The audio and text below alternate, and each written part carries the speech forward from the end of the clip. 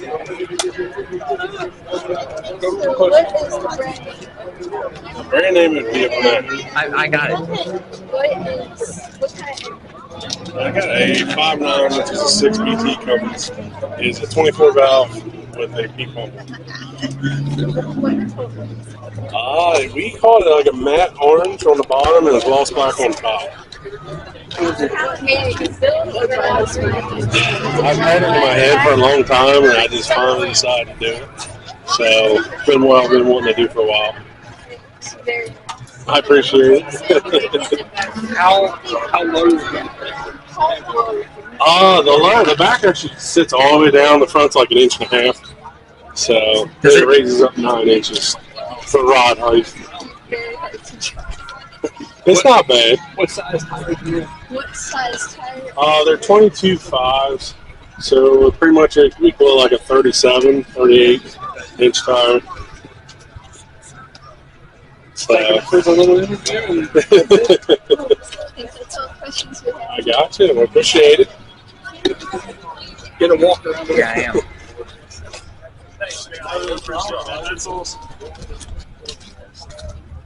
I really love this. Well, yeah. The goal took a while because it's so much about focus because we picked the power color of gold.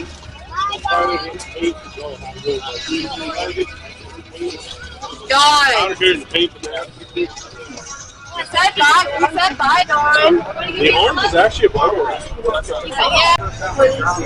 My name is Paul Dunn. Okay, now, so go ahead. What is the brand name of your car? It is a 1970 Chevelle. Paws and Pistons. It's been a race car like for over 40 plus years. What type of engine is it? It has a 4.6 small block, close to a little over 500 horsepower. What is the color of your car? It is maroon and no Redskins colors. I might get in trouble for saying that. But What made you build or buy this car? childhood memory. I watched this car since I was 9 years old, racing down 75 and 80. That's why I bought it, to preserve the history of the car. When and where did you race it? I have not raced this car yet, but the 28th of June, I will be racing that Average Internationals racing. What is the size of the rims and tires? They are 15-inch center lines all the way around. They're the old style center lines. That's the questions I have. That's it. Anything else you want to know about the car? The history of it?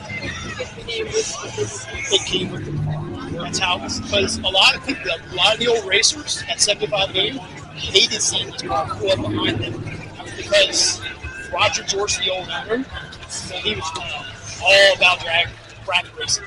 And they called him the weatherman. He would put a weather vane that's on the back of his truck.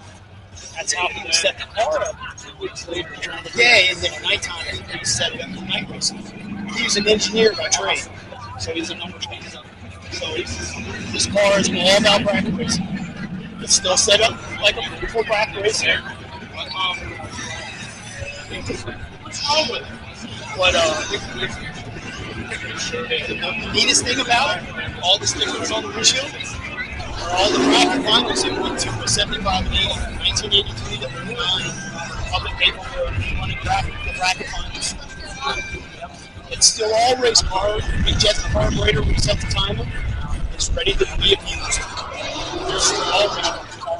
It still has drum brakes in the front. It has gone down the track 3,500 times. The paint's been on the car since 1982.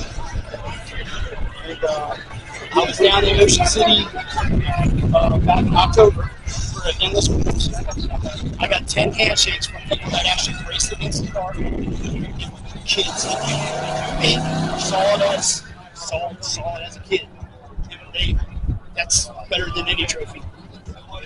So I have a question. Did you drive the car here? Or No, the trailer? I trailer it. Okay. Yeah, I can't put it on the highway because of the gearing. Gotcha. Okay. Yes, I can cruise it around Damascus. I'll drive it to Frederick and Go down to Jimmy Carroll? Yes, yes. And the most it really gets driven is when I take it to Endless Cruise down in Ocean City. Awesome. Well, thank you very much. I appreciate it. You look around this car if you can. Yeah, I mean, see,